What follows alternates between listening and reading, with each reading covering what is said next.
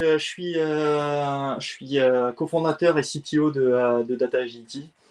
Data Agility, c'est une ESN qui est spécialisée dans le data management des environnements DevOps, des environnements CI/CD, des environnements hors production. Je ne sais pas comment vous voulez les appeler, il y a plein de termes et voilà où on est.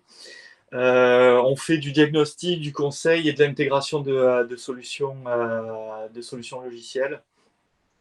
Notre idée, c'est que on peut pas prendre, on prend pas, en fait, on prend pas de projets qui sont, vas-y, installe-moi cet outil. Ça, c'est complètement aberrant. Et nous, ce qu'on veut, c'est des projets où on travaille de bout en bout. On est vraiment sur la logique globale du projet, dans son contexte global, qui fait qu'on a souvent des projets très compliqués à gérer, parce que bah, ça met beaucoup d'acteurs sur le chemin. Mais par contre, on arrive à des solutions qui sont beaucoup plus intelligentes de façon globale. Et ça, c'est vraiment notre stratégie et notre vision du conseil, en fait. Aujourd'hui, je vais vous parler essentiellement d'agilité, avec un cas client, comme ça au moins vous voyez bien exactement d'où on est parti et où on est allé. Et ça va vous permettre de voir un peu les choses au niveau agilité. Bien sûr, on ne peut pas parler d'agilité sans parler de cloud, on ne peut pas parler d'agilité et de cloud sans parler de la partie readiness, donc un peu disaster recovery, mais Arnaud est bien meilleur que moi là-dessus, du data masking, du shadow IT aussi, donc voilà. Et dans le groupe, enfin, entre guillemets, dans les sociétés sœurs de Data Agility, on a une entité qui permet de faire du diagnostic au niveau CO2. Et donc, du coup, comme nous, on est sur des questions aussi beaucoup de rationalisation de l'infrastructure, eh bien, en fait, il devient assez logique que de présenter aussi les parties green qui vont avec. Donc, petit cas client, donc, pour du CAC 40, essentiellement, on a fait une mission complète. Donc là, on est encore en cours, mais ça fait 1 an et demi que ça dure. Sur le rafraîchissement des applications et passer de 2 refresh à l'année à 12. Voilà, donc l'idée c'était vraiment ça. Vraiment, l'idée c'est d'accélérer leur rafraîchissement. C'était très compliqué parce qu'ils ont plus de 28 applications, c'est du cœur de métier, c'est des applications sur différentes technologies. On a de l'Oracle, on a du SAP, on a des choses bien métiers. Donc voilà. Deuxième objectif, c'était de faire de la réduction de stockage parce que il y a des plateformes où ils ont 9 environnements hors production, enfin une application avec 9 environnements de hors production. Donc beaucoup de doublons de données. Optimiser et sécuriser, parce que ce qui se faisait jusqu'à présent, c'était backup restore. Voilà, donc backup restore, c'est très compliqué finalement. Ça fait le job, hein, mais c'est toujours très compliqué. Et assurer l'anonymisation, le GDPR, bien sûr, entre la prod et leur production. Donc voilà, donc gros sujet massif d'entreprise et de changement complet quoi, de paradigme. Quoi. Du coup, on a fait vraiment, avec le client, il nous a fait confiance et je le remercie. C'est vraiment une vision de bout en bout, avec automatisation, gestion du processus, architecture hybride, et on est sur les phases d'anonymisation aujourd'hui.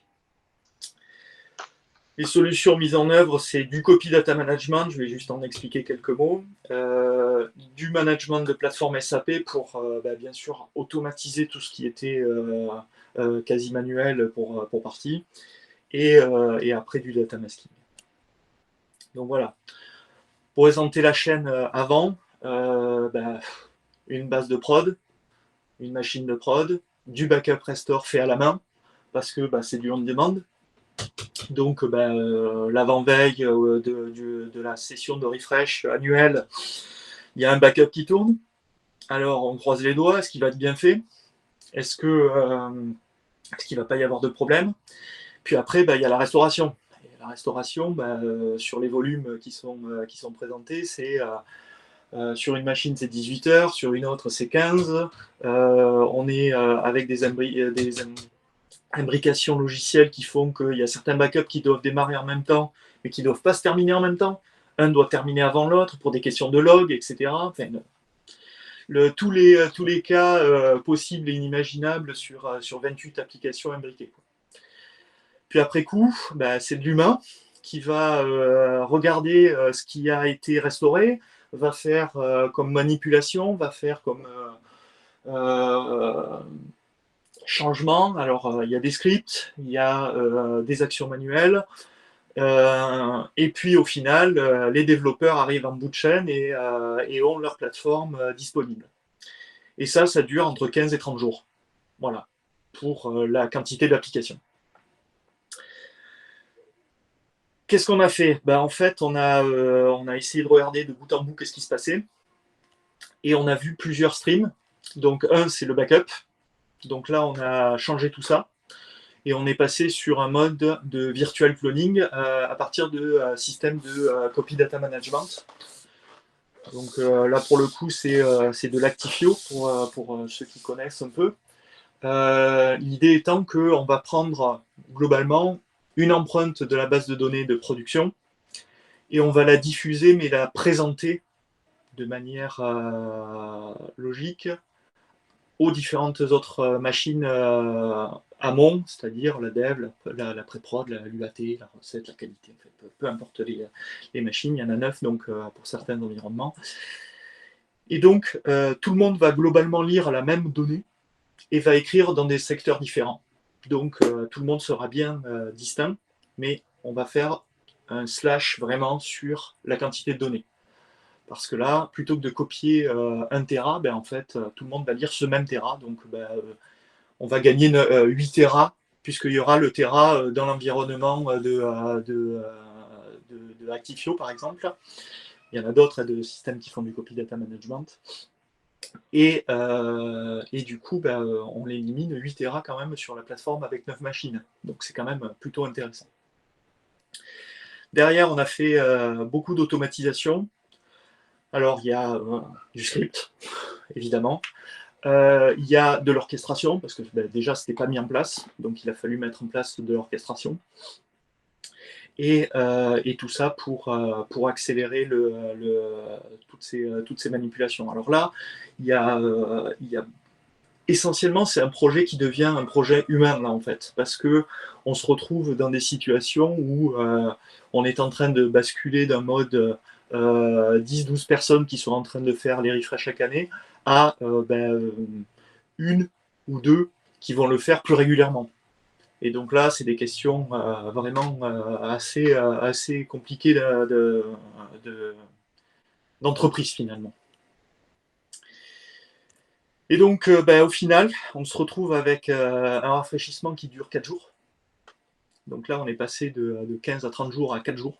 Donc là, on est vraiment sur quelque chose d'intéressant, puisque là, en 4 jours, on est capable de faire un rafraîchissement mensuel sans aucun problème pour que ça puisse être vraiment la logique.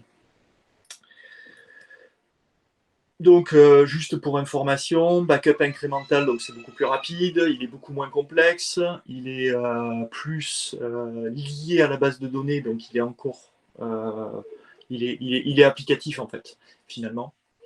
On fait le clonage virtuel, donc ça prend aujourd'hui quelques minutes pour réaliser la mise à disposition, puisque finalement c'est plus de la présentation de données. On a un processus automatique et évidemment, ils arrivent à faire leurs 12 releases annuelles maintenant.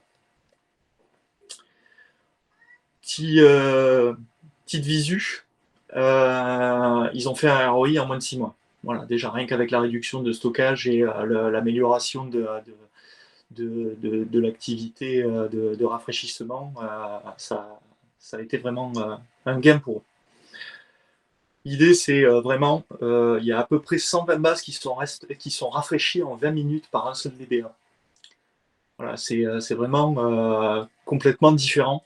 On est vraiment sur quelque chose d'opérationnel et qui va dans vraiment de l'automatisation. Pour information, étant donné qu'on rafraîchit aussi rapidement les bases de données amont, ben, il n'y a plus de backup. En fait, le rafraîchissement étant aussi rapide, ben, ils préfèrent ne plus avoir de backup à réaliser sur ces machines-là, puisque on est capable de la restaurer en 20 minutes, finalement, à partir de la prod. Donc, ben, le backup disparaît du scope. Et ben, ça fait un petit PRA. On n'est pas dans quelque chose de vraiment hyper sophistiqué pour l'instant.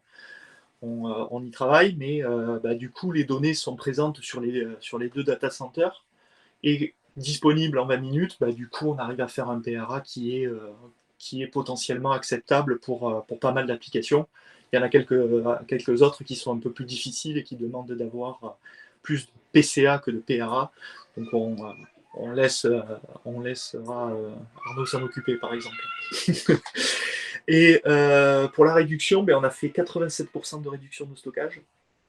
Donc là, c'est vraiment, comme je le disais, une très très forte réduction.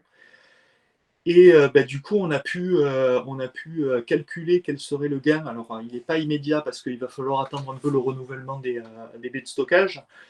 C'est le contrat qui fait ça, mais on a estimé que l'on avait quand même environ 20 tonnes équivalent carbone par année qui allaient disparaître. Alors ce calcul a été fait sur des NetApp à FF300 par rapport à la quantité de données éliminées. Mais voilà, c'est un peu l'idée qu'on va réduire grandement la capacité des baies de stockage du client. Voilà, donc bah, j'en ai fini. Voilà, vous avez mes coordonnées ici. Je pense qu'il y aura une diffusion de cette presse, mais voilà.